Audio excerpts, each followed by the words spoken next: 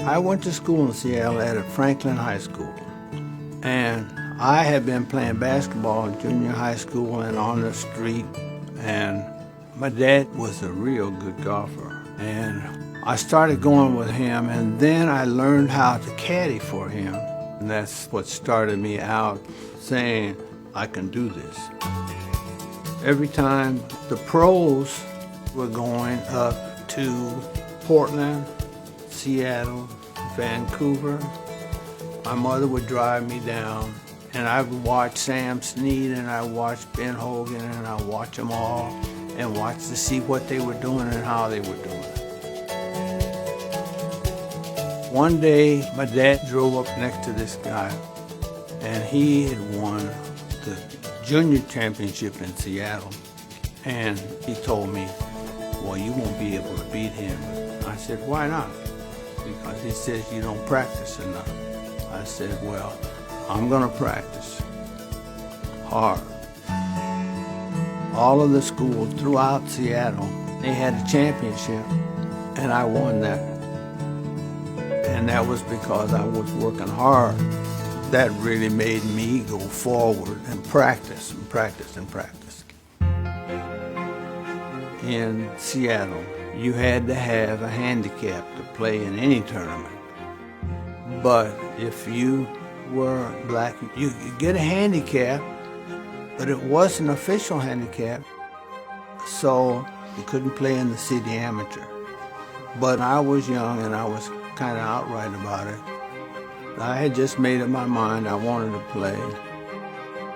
So I originally had gotten a handicap from Eastmoreland Golf Course in Portland, and that allowed me to play in the public links. I wanted to get to that tournament, and I wanted to play my best.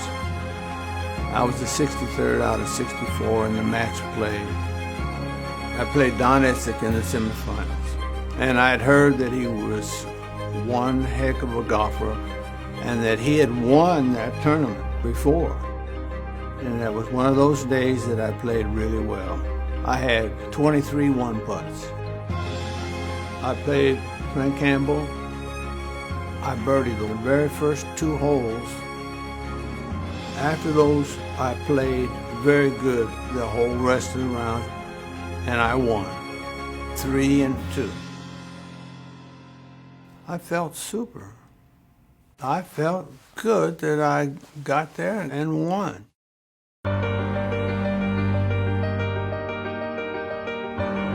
Received a call from the Seattle Times paper when they said, how's it feel to be the first black? That upset me. I told him, it's not about that, because I wasn't thinking about that. I flew there, I played there, I won there, and that other wasn't on my mind. When I got home, there were about 35 to 40 people there. Mother, dad, a whole group of black golfers. I was glad there was a picture taken of that sight.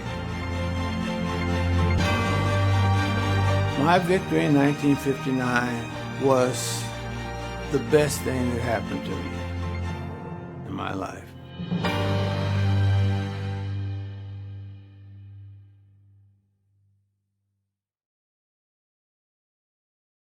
William Wright was born in Kansas City, Missouri in 1936, the only child of Bob, a postman, and Madeline, a schoolteacher. When he was 12, the family moved to Portland and then to Seattle, where Bill was introduced to golf by his father.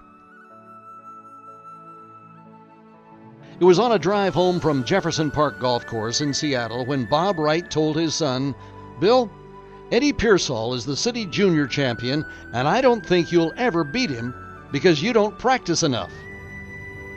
Bill bristled at the comment and told his father that he would do so within a year. 12 months later, Bill Wright was the city junior champion.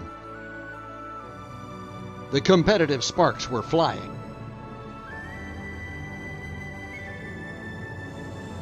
Bill's father was a great player and mentor to Bill.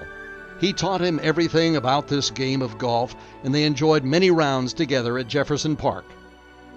Bill started playing golf in junior high school, but started playing more competitively in high school when he played on the Franklin High School golf team. The 1950s were an unfortunate time in U.S. history. Bill was not allowed to carry a handicap, play in men's club events, or play in the Seattle City Amateur because of the color of his skin.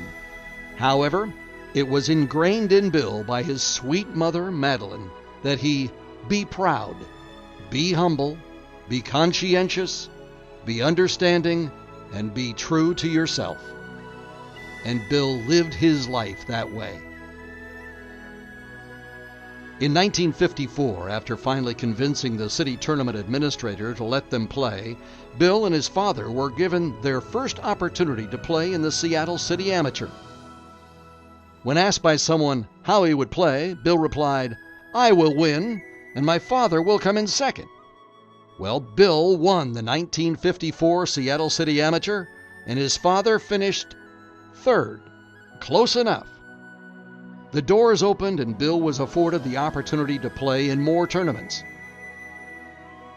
Young Bill's first love was basketball, and as a free-scoring power forward, he led his high school team to the state championship in 1954. Bill also played basketball on the AAU West Side Ford team in the mid-50s, and on that team was the legendary Elgin Baylor. Bill and Elgin are still great friends to this day. After graduating from high school, Bill was given a scholarship to play golf and basketball at Western Washington University, where he would win the NAIA Collegiate Golf National title in 1960.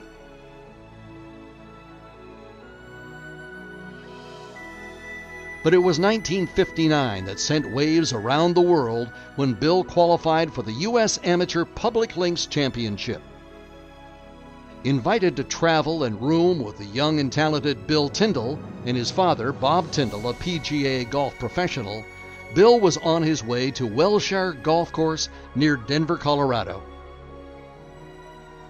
Wright, at age 23, dazzled the crowd and the field with his Spalding autograph putter, and in winning the national title for public course players, he became the first African American to capture a USGA national championship. And an amazing story that is lost in the fold of that championship: Bill would score 6 straight birdies on holes 4 through 9 each and every day of the championship. Wow, how's that for consistent? Winning this national championship gave Bill the confidence to play professional golf and begin a career. Bill would go on to become a member of the PGA Tour, played in the 1966 U.S. Open, and later would play in 5 U.S. Senior Opens. He is also a member of the Western Washington University Athletic Hall of Fame and is enshrined in the USGA Museum in Far Hills, New Jersey. Bill married his beautiful and sweet wife, Sita, in 1961. As a school teacher of 43 years, she has always stood by his side. They moved to Los Angeles together after they were married so Bill could be in a warm climate to play golf. And now Bill is known in Los Angeles as one of the best golf instructors around, and has even been visited a couple of times by longtime friend Fred Couples, who also grew up at Jefferson Park Golf Course and was always inspired by Bill's story. So now, please join the PNGA in welcoming Bill Wright into the Pacific Northwest Golf Hall of Fame.